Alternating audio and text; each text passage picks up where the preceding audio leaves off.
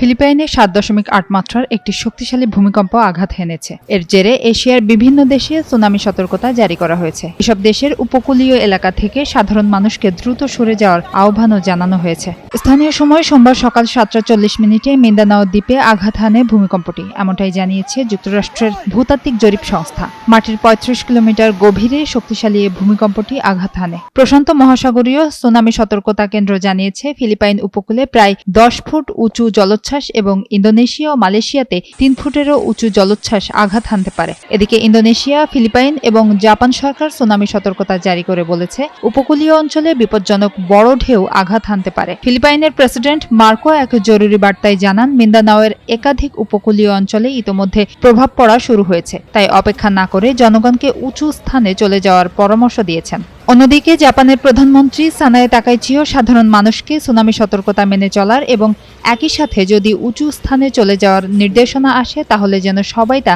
মেনে চলেন এমন অনুরোধ জানিয়েছেন।